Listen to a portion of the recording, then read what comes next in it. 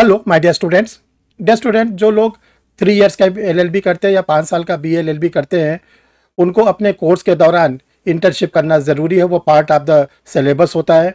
उस इंटर्नशिप के लिए एक गाइडलाइन जारी हुई है और उस गाइडलाइन में क्या बेनिफिट दिया गया है, ये आज का वीडियो आप लोग के सामने रखा जा रहा है।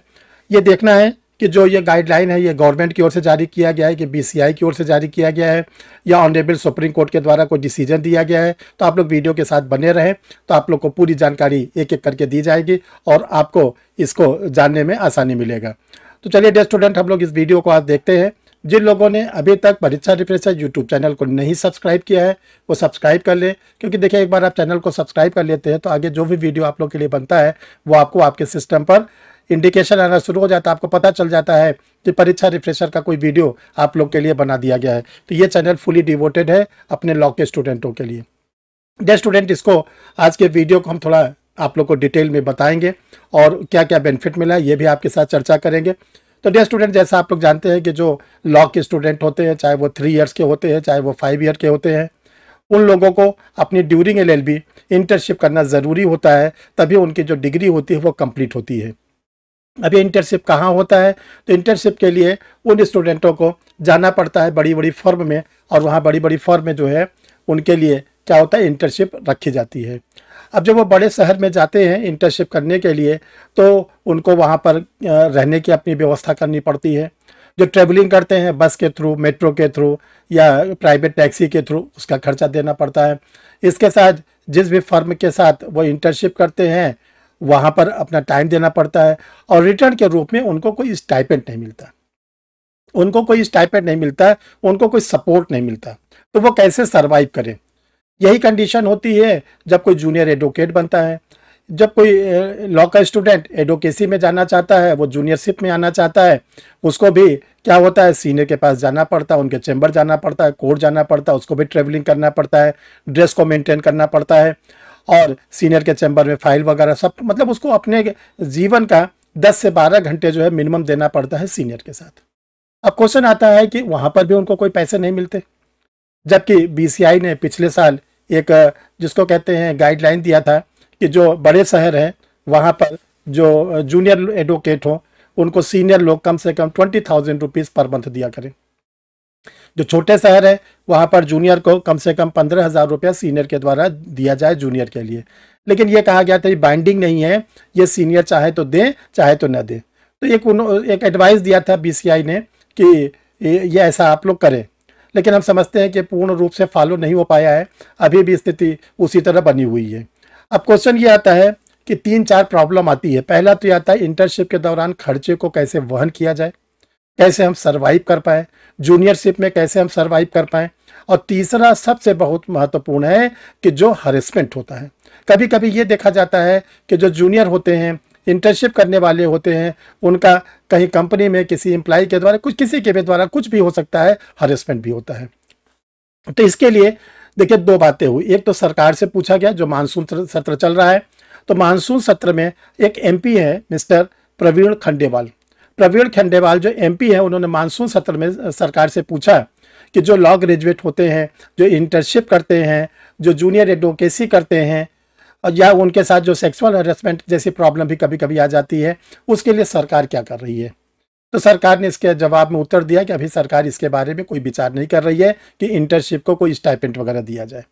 तो उस सरकार ने तो अभी इस पर बोल दिया कि हम अभी हमारे पास ये कोई ऐसा मैटर पेंडिंग नहीं है।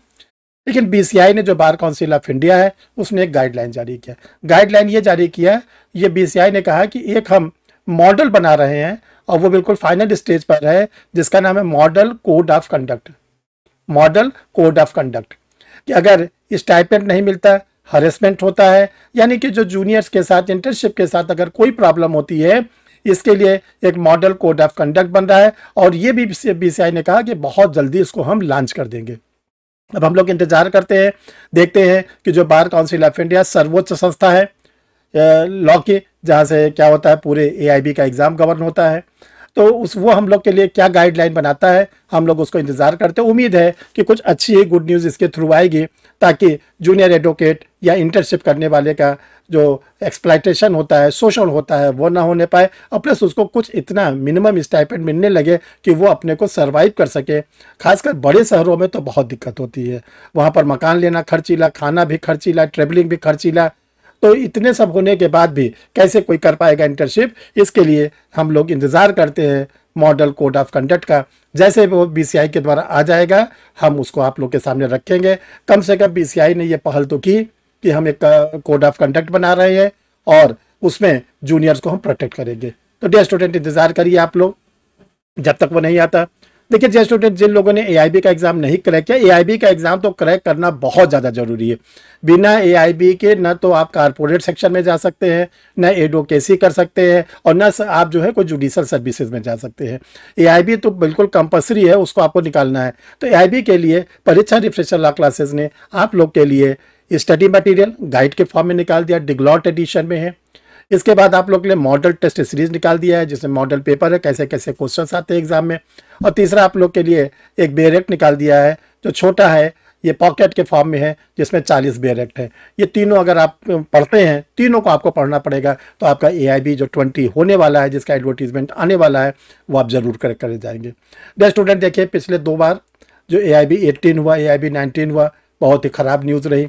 50% के लमसम लोग फेल हो गए। एक बार फेल होने का मतलब है कि आपके ऊपर फिर बर्डन आ जाता है 5 से 6 हज़ार रुपये का, और प्लस आपको इंतज़ार करना पड़ता है। तो वो स्थिति ना आने पाए, अभी से आप अपनी तैयारी शुरू कर दें, तेज़ी से शुरू कर दें, ताकि जैसे एआईबी का एडवर्टीजमेंट आए, बहुत जल्दी आने वाला है, तो आप उसको फॉर्म भर के उसको क्रैक कर ले। एक बार आपने एआईबी क्रैक कर लिया तो जीवन भर के लिए आप फ्री हो गए।